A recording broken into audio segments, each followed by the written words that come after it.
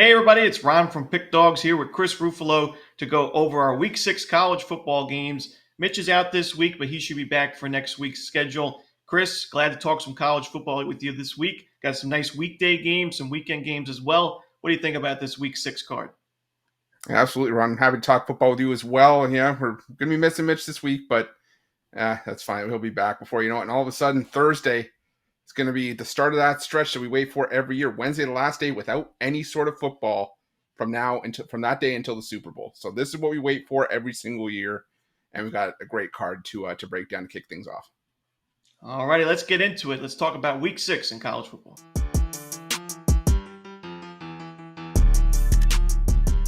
First up, we head to Sin City as Syracuse takes on UNLV. A little bit of a different matchup we're used to seeing, but a little non-conference action here in Week 6. It's going to be a 9 p.m. Eastern start time on Fox Sports 1. Chris, what do you think about this one? Yeah, last week everybody was saying, well, will UNLV be able to survive without Matthew Slook? And I think the answer was a resounding yes. I mean, Malik Williams stepped in, did the job like it was nothing. And got to remember, Malik Williams has a great tenure as an FCS quarterback, and I think he's going to be able to hold his own here. I just haven't been impressed with what Syracuse, has been up against from a schedule perspective this season. We saw them struggle against a high-tempo offense like Stanford's, a couple weeks ago. Losing outright at home as 9-point dogs. This is their first road game of the year. Not an easy trek to make cross-country for a road trip. So I'm going to take UNLV. I'm going to lay the 6.5 here. I think UNLV, strong contender to make it out of the group of 5 with the way they're playing right now.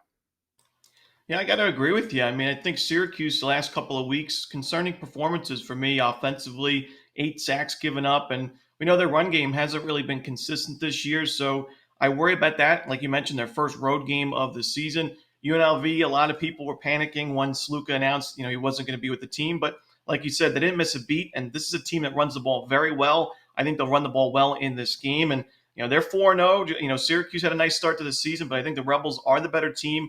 They're ranked for a reason. And laying less to the touchdown, I'm going to take UNLV in this one.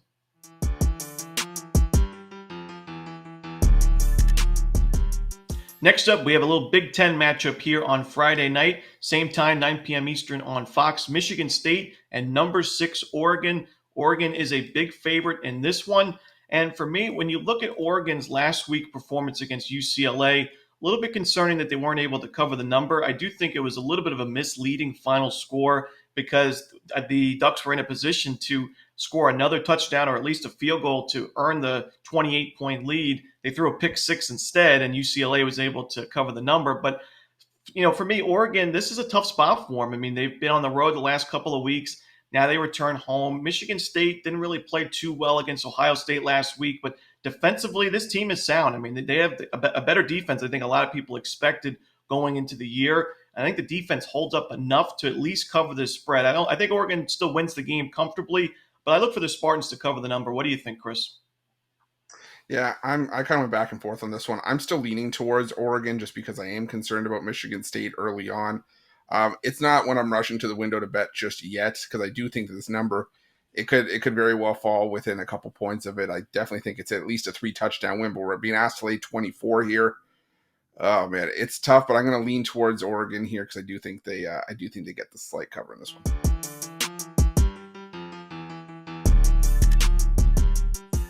Next up, we head to College Station for an SEC battle between Missouri and Texas A&M. Of course, both teams ranked in the top 25. A&M's a small favorite. It's going to be on ABC. Chris, what do you think about this one? Yeah, Missouri was a team that I was high on coming into the season. I like the makeup of this Missouri team with Brady Cook, Luther Burden, and obviously the additions of Marcus Carroll and Nate Noel from the Sun Belt. And I think they're going to give Texas A&M fits here. I'm not a fan of either whether it's Connor Weigman or Marcel Reed at quarterback. Texas A&M hasn't really been challenged against a really strong defense this year. And I think that Missouri's going to give them a bit of a run here. I think Missouri can actually win this game outright. When I was looking at the schedule, this was one of the 2 games I thought Missouri might stumble with. And also the fact they haven't played a tough schedule themselves. But I think Missouri's going to show up here. I like the Tigers plus the 2.5. I think they have a good shot at winning this one outright. Yeah, I got to agree with you, but I do agree with the fact that, Missouri hasn't really been tested much. A lot of home games is their first true road game of the season. And we know A&M, Kyle Field, a very tough place to play. But I also think, like you mentioned, A&M on paper, their schedule looked like it was going to be pretty challenging at the beginning of the season. You play Notre Dame, you play at Florida. We know Florida's having a down year. Notre Dame's been inconsistent. Arkansas neutral site doesn't really tell us too much. I still think Missouri is the much better team in this matchup. And like you said, I don't really trust that offense completely. I think Texas A&M, very strong defense like we're used to seeing. But when it comes to who can make the most plays, I think Missouri does it in the end. And we're getting a great price with the Tigers. I take them on the money line.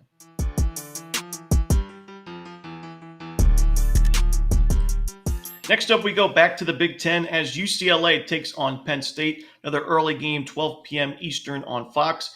Penn State is a giant favorite in this game, and I think for good reason. I've mentioned the UCLA coaching staff.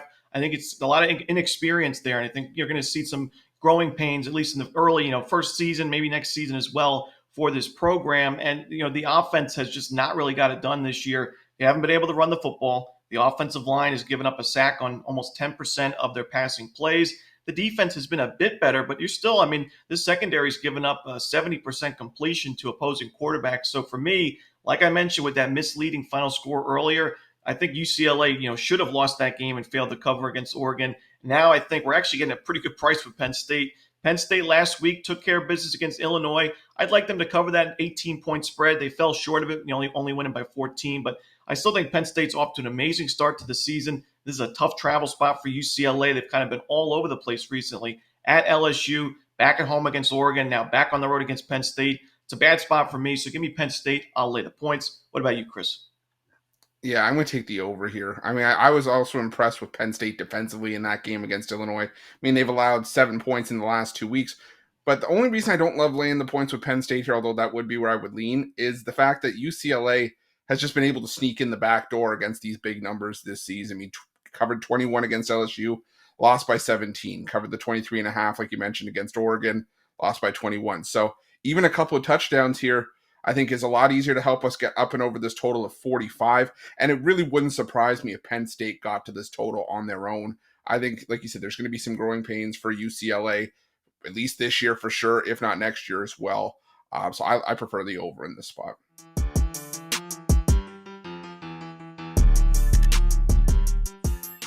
We stay in the Big Ten as we head to Columbus for a Big Ten matchup in Iowa and Ohio State. This one's 3:30 Eastern on CBS. The Buckeyes are about a 3-touchdown favorite, but a pretty low total at 44.5 points. What do you think about for this one, Chris? Yeah, if you told me that at this point in the year we would have a 4-0 record with Iowa overs, last year I would have thought you were crazy. But Iowa this year has some semblance of a passing attack with Cade McNamara. Do I love this Iowa offense long term? No. But what I will say is that they can run the football. Granted, Ohio State's defense is one of the best rush defenses in the country, but I still think Iowa's going to be able to move the ball enough to be able to contribute here. And if it ain't broke, don't fix it. I'm taking the over here because I think Ohio State's definitely going to be able to break down Iowa's defense, especially through the air. This is an Iowa defense that thrives at stopping the run, but when it comes to defending the pass, they're around the national average. They're 70th in pass defense. So I'm going to go with the over here, over 44.5. I still think it's far too low.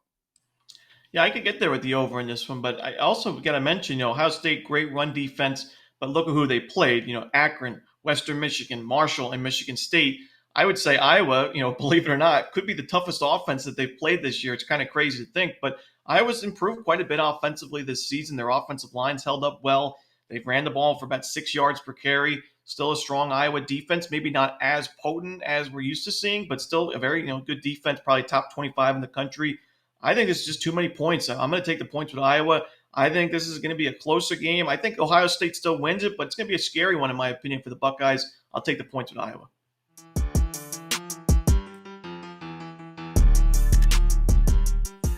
Next up, we go to Georgia as the Bulldogs host the Auburn Tigers in the SEC. It's a 3:30 Eastern start time on ABC. Georgia, another big favorite. We see a lot of these big favorites this week in college football. Total is right around 53 points. Now, Georgia, that game last week, one of the best games I've seen in a long time in college football, at least in the regular season. And it looked like Georgia was down and out. Then they come all the way back. They take the lead, and then right away, Alabama takes that lead right back with one of the best plays I've seen in college football in recent memory. But this is still, while it could be considered a letdown spot for Georgia after such an emotional game against a rival, I still like their chances in this one. Auburn, I do think they're actually better, quite better than their record on paper.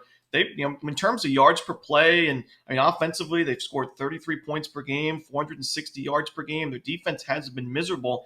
I think they're better than a 2-3 team. The problem is the home team has absolutely dominated this series. I believe they're 13-4. The home team is in this series against the spread in the last 17 matchups. So for me, Georgia coming off a loss, I think they're obviously going to be quite frustrated. This is a must-win game for Georgia, and I think they get the win and the blowout win and cover. What about you, Chris? Yeah, I've got to be with you there on Georgia. I think Kirby Smart would be just as pissed off with the way that game finished, giving up the one play to give Alabama the lead right back, as he would be as if that first half score held up where it was like 30-0. So I'm with you here. I think he's going to be drilling into his guys in practice, and I think that Georgia's going to come out here and put boots to asses here. I have no hope for Auburn in this game. The quarterback play with either Peyton Thorne or Hank Brown has just absolutely stunk, and I think that Georgia uses this as a bit of a statement bounce back performance. I'm with you. I'm taking Georgia.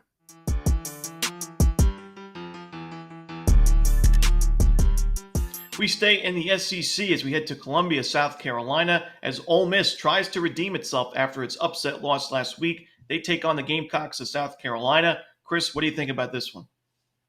Oh boy, that was an ugly performance from Ole Miss in that one. But I do think that if I'm going to take a spot from to bounce back, I think it's against South Carolina. I have to, because South Carolina just has not looked, up to snuff. They can't figure out a starting quarterback, and it's that old adage of if you have two quarterbacks or three quarterbacks, you don't have one quarterback. And Robbie Ashford, a guy who couldn't cut it at Auburn, Lenora Sellers hasn't been able to do the job. Davis Bevel hasn't been able to get anything done either as a backup. You're going up against an Ole Miss offense that still leads the country in total offense and yards per play, and it's the best passing offense in the country. I just think this is a spot where South Carolina doesn't have the chops to go score for score with Ole Miss. I'm going to lay the points with the Rebels here. This is a tough one for me because when you look at the number, we're only getting 9 points with South Carolina. Obviously, if Ole Miss would have won last week or if they covered last week, we'd be getting way more points. So I think value-wise, maybe not the best game, but it's also tough for me to have faith in Ole Miss. Laying this many points on the road after laying an egg in that game against Kentucky, that was a home game. And we know that Ole Miss just really hasn't been tested much with their schedule. A lot of people have said this is what happens when you schedule cupcakes at the beginning of your schedule. Furman, Middle Tennessee, at Wake Forest isn't really much this year, and Georgia Southern. So when you look at who beat who, obviously Kentucky beat Ole Miss and South Carolina crushed Kentucky earlier in the season 31-6. I don't think it has anything to do with this one, but I just think there's enough value with South Carolina for me to take the points, getting more than a touchdown. It's not my favorite game on the board, but I'm going to lean towards the home team taking the points.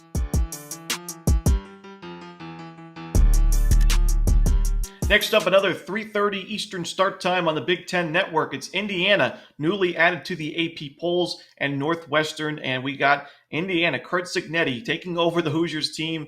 He's done a great job thus far with a both 5-0 straight up and against the spread record. A lot of blowout wins for Indiana. And even last week against Maryland, a decent Maryland team where Indiana was -4 in the turnover battle. The Hoosiers still won the game and still covered the spread. So that goes to show you how impressive this start has been. I do think this is a rather tough matchup, though, against the Northwestern team that was, pretty ugly in its last game, but had the luxury of a bye week and is playing at home in this one. We see Northwestern getting a lot of points in this game. I'm just looking at the total, though. I think we see a low-scoring battle. I really like both defenses. Indiana, like I mentioned, being -4 in the turnover battle and still winning goes to show you their defense really kept them in the game. They only gave up 19 first downs, only 3.7 yards per carry to Maryland, and had 5 sacks as well. I think Northwestern's offense, which has been hit or miss and more to the miss side, really struggles in this game. But I think their defense does enough to keep this game respectable and keep it under the total. What about you, Chris? Yeah, I'm going to stick with Indiana here. The Indiana Dukes, as I'm starting to call them, with how many players that Curt Cignetti brought over. But I just like the mentality and the winning mentality that he's brought from JMU into Bloomington. And while this is an Indiana team that prefers to run the football first, and that kind of feeds into Northwestern's defensive philosophy of stopping the run, they're still top 20 in passing offense. I think you're going to see the pass attempts come up a little bit more here for Curtis Rourke and this Indiana offense. You're going up against the Northwestern defense. It's 83rd against the pass this season. They're just outside the top 50 in yards per attempt allowed this year. So I think Indiana keeps it going here. For me, it's like I said, simple case of if it ain't broke, don't fix it with Indiana. I'm going to take the Hoosiers. I'm going to lay the points.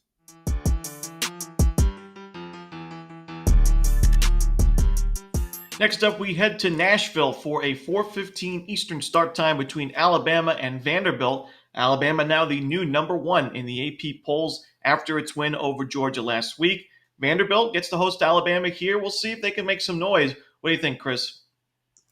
This for me is one of the tougher games on the board. I know in the past it normally might not seem like it because you look at the last 3 times that Alabama has played Vandy. I believe it's after facing Georgia. They've outscored Vandy 148-3 or something like that. It's been a complete domination. But to me, this is a game that I think could set up as a letdown spot for Georgia just after the way they won that game, the emotions behind it. We talked about it earlier, just the one play that, you go from being down by a point, blowing a huge lead to all of a sudden back up by a touchdown. I think that roller coaster has a bit of a lingering effect here. And you got to remember, those games that were blowouts were all under Nick Saban. And it's going to be interesting to see how this team can sort of handle that under Kalen DeBoer. I lean towards Vanderbilt in the points, but not when I'm rushing to the window to bet. Yeah, it's an ugly one, but I think situationally it is a great spot for Vanderbilt. And I think, you mentioned the blowouts that Bama had over them, but it was also Vanderbilt teams that are nowhere near as good as this team. And they still have a lot of ways to go in terms of improving their program, but I think they're in a much better place now. And like you said, a clear letdown spot. Alabama, not only was it a win over your rival, but it was a back and forth roller coaster game. Like I said, one of the best games I've watched recently. So I just think it's really tough to now go on the road against Vandy, a rested Vandy team that had the luxury of the bye week, and cover this giant spread, more than 3 touchdowns. I think Vanderbilt covers the number. I think Bama still wins it, pretty easily, but I like the points with the Commodores.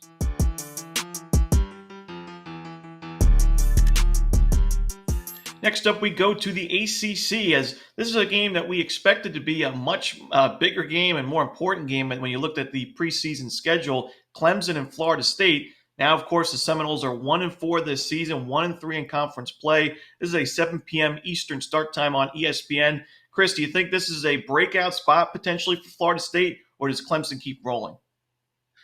No, I think Clemson keeps rolling. I was joking on the morning show on Monday saying, when's Mike Norvell going to have to make the switch at quarterback? Well, he has to now that DJU has a broken finger, so it's going to be going to Brock Glenn. But, we saw Brock Glenn in the bowl game last year. Didn't go all that well. He's 0 for 4 passing this season. I get it. It's a small sample size in relief, but you're going up against a Clemson team that has clearly figured something out.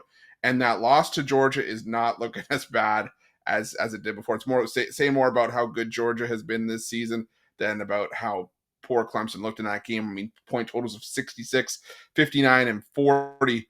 And Florida State really hasn't done much to separate themselves from any of those teams this season. They might be actually at the bottom of those 4 teams. So I'm going to go with Clemson here. Another game where if it ain't broke, don't fix it. I think Clemson wins this one in a blowout.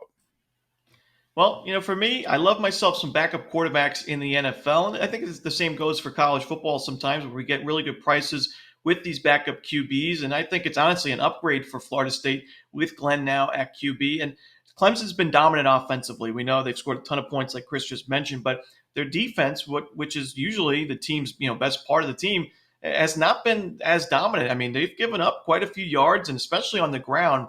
That's the thing for me in this game is Florida State's been an ugly team to watch this year, but I don't want to lay more than 2 touchdowns with a team that has given up 5.4 yards per carry, and I don't want to take that when their first true road game of the season. I think, Florida State, it's an uphill battle, and I know that the expectations and the goals were a lot more than just making a bowl game at the beginning of the season, but they still have a path to make that bowl game if they can pull off an upset against either Clemson here, maybe Miami on the road, or Notre Dame. The other 2 don't really seem as likely. This is their best chance. If they win this game, take care of business against Duke, North Carolina, Charleston Southern, and Florida, they'll make a bowl game. So I think this is, obviously it's a must-win game, but I think it's going to be a closer one. And I think Florida State gets the ground game going. Glenn does enough to manage the game to keep Florida State in this one. I'm going to take the points with the Seminoles.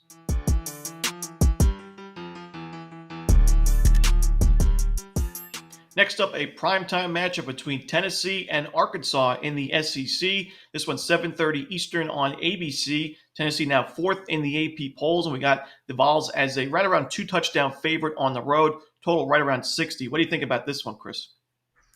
Yeah, I'm going to go with Arkansas on the points in this one. I went back and forth because Tennessee has looked so good for much of the season. But then we saw them against Oklahoma before the bye week in their conference debut. And didn't look all that impressive offensively. The defense held true once again. But again, you played half a game against Jackson Arnold and the other one against Michael Hawkins. And, the Oklahoma receiving core was banged up in that one. I like what Taylor Green has brought to this Arkansas offense. Arkansas 3-0 against the spread as an underdog this season, and they get their first game as a home underdog this year. And I think that they can at least compete, keep this one maybe within 10 points, if not give themselves a shot to win it outright. I'm going to take Arkansas on the points. Yeah, I'm going to agree with you. When you look at that Tennessee game at Oklahoma, like you mentioned, if Oklahoma just had a little bit better quarterback play earlier in that game, they could have won that one. I mean, their defense was playing very well. They only gave up, 345 yards to a Tennessee team that was just lighting up its opponents offensively. So now, in a second straight road game, I think it's a tough spot for Tennessee, especially laying this many points. And Arkansas is battle tested. They played a game at Oklahoma State, at Auburn, the neutral site game recently against A&M. So they've played some tough matchups. Their offense, like you mentioned with Green, has been strong, and I think it's going to be a lot better than what we saw from Oklahoma. And their defense has held up quite well. So I'm going to take the points with Arkansas.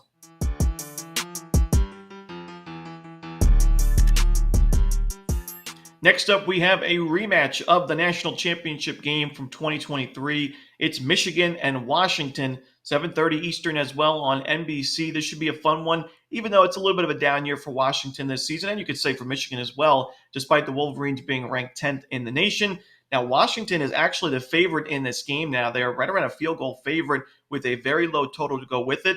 And I agree with the line here. I think Washington deserves to be favored. Michigan, while they're ranked 10th and they've got a stellar defense, we've mentioned this is an offense that's really one-dimensional. Their passing game just hasn't been there. The quarterback play, no matter who it's been, just hasn't been there for Michigan. And even last week against Minnesota, they only ran the ball for 3.6 yards per carry. They won that game with their defense, but now on the road I think it's just too much of an ask here for that defense. I think when you look at Washington, this is a team with a proven quarterback in Will Rogers and an offense that's been able to run the ball quite well this year, 5.3 yards per carry. The defense has been as strong as we're used to seeing from Washington.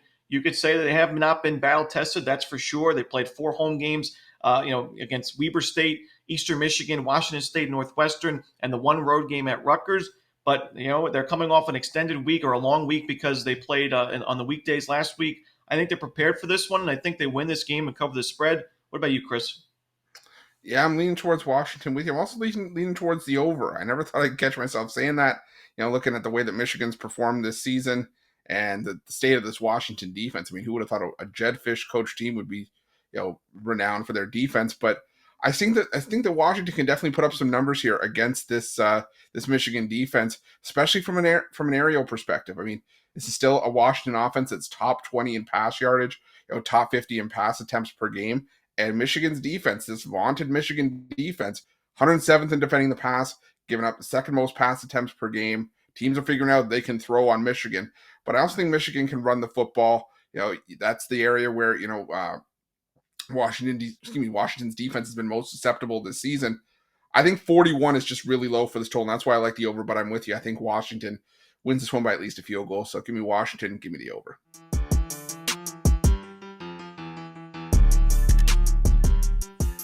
Next up, we go to the in-state rivalry in Florida as the UCF Knights take on the Florida Gators in the Swamp. But despite being a home game in Gainesville, UCF is the favorite for this one, laying about 3 points. And we know that UCF got crushed last week against Colorado. It was an ugly game, but I think one of the big reasons why their offense only put up 21 points, they were -3 in the turnover battle. A lot of mistakes there, but they still moved the ball quite well. I think they moved the ball well against a Florida defense that I still do not trust. And while the Gators put together a decent effort against Mississippi State and covered the number in their last game on the road, I still just think that this Gators defense has a lot of issues. The offense should be able to make some plays for a few quarters, but this was a rivalry that we saw in the Gasparilla Bowl a couple years ago, and it looked like UCF cared a lot more about it than the Gators did. I'm still not impressed with this Florida team, so give me UCF in a bounce-back spot. I'll lay the points. What about you, Chris? Yeah, I'm going to take the over here. UCF's defense did get crushed last week, and my big takeaway from it was if you have efficient quarterback play, you can definitely move the ball on this UCF defense. Shedeur Sanders, 28 of 35, almost 300 passing yards. But look at what Graham Mertz has done. I've crapped on Graham Mertz on plenty of morning shows in the past, but Mertz last week, 19 of 21, only 2 incompletions, 201 yards and 3 touchdowns as Florida put up 45 on Mississippi State. Granted, UCF's a lot better than Mississippi State, but I think Florida will be able to put up some points here.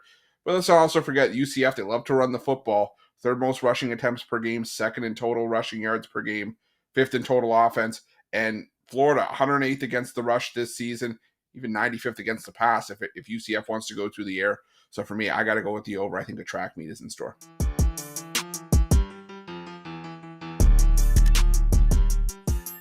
Next up, we go to the ACC as Miami takes on Cal at 10:30 Eastern start time on ESPN. Chris, what do you think about this one? Yeah, I went back and forth on this one as well. This one's a little bit tricky because Miami's a team I definitely have high hopes for to at least make the college football playoff. But last week, there was a little bit of a scare put into them, by Virginia Tech. And now you got to make a cross-country road trip to take on Cal. But it also wouldn't surprise me if Miami beat the brakes off of Cal either. So what I'm going to do here is I'm going to go with the under 54. I think this is going to be a tough test for Miami against what I think is still a really solid Cal defense that's top 40 against the pass, top 30 against the rush, top 25 in total defense, top 20 in yards per play. But I also think that Cal's going to have some issues. This is a Cal team that likes to run the football, going up against a Miami defense that's just outside the top 20 against the rush themselves. I think 54 for me is just a little bit high. So I'm going to go with the under 54 in this one. Yeah, the biggest question mark for me is last week, while Miami went into that game against Virginia Tech with a great run defense, they gave up 200 rushing yards and 6.4 yards per carry. And Cal, we saw a couple of games ago against San Diego State, run the ball for 275 yards and 6.5 yards per carry. If that Cal team can run the ball efficiently in this game, I think they'll have a lot more success. But we've also seen some clunkers offensively for the Bears this season, and their offensive line in terms of the pass defense or the pass block has not worked well. 13 sacks given up in the last 2 games, and overall this season they're giving up a sack on 12% of their passing plays. So I agree with Chris on the under. I think we're going to see a lower scoring game. I still like this Cal defense. It's been holding teams to under 300 yards the last 3 games. So give me the under, and I lean towards Cal as well, getting the points.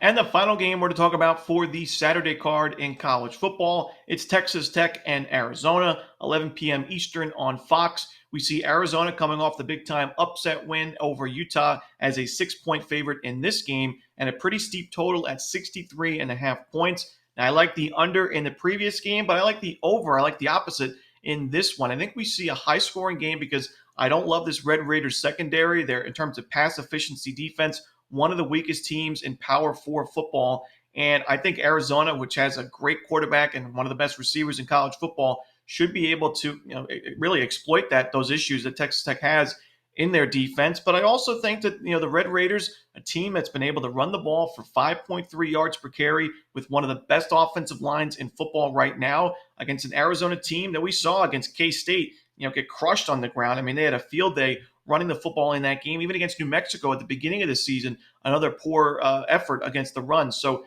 I think we see a lot of points in this one. I'm going to go with the over. What about you? Yeah, I'm going to go with you with the over. I think I'm also going to lean towards Texas Tech and the points. I think this one's going to be a shootout. I think you got like 38-35 here, something exciting like that to close out the schedule because, like you said, Ron, which Arizona defense are we going to see? Are we going to see the one that held Utah to 10 points, Northern Arizona to 10, or the one that gave up 39 in that track meet against New Mexico earlier in the year and gave up 31 on the road to Kansas State? But whichever Arizona defense shows up, Texas Tech's going to be able to at least do some damage, and Arizona's going to be able to throw on the second worst pass defense in the country out of Texas Tech. So which team wins this one? Not 100% sure. I do think it is a field goal game, so I do like the points, and I'm with you. I like the over between Texas Tech and Arizona. And that wraps up another week of college football here in Week 6. I want to thank all of you for joining us today, and thank you, of course, Chris, for being my co-host. And if you're looking for our best bets, you can find those at the Premium Picks tab at pickdawgz.com. Also, check out all the videos we do on the YouTube channel. We got the Ron's Rundown baseball videos for the playoffs as well as the NFL. Of course, Chris does his daily videos with Mitch going over a lot of these big-time college football games, some of the games we haven't even talked about on today's show. We got the live show. We got everything you want here at Pick Dawgz on the YouTube channel. So again, thank you, Chris, for joining me, and we'll see you guys next week.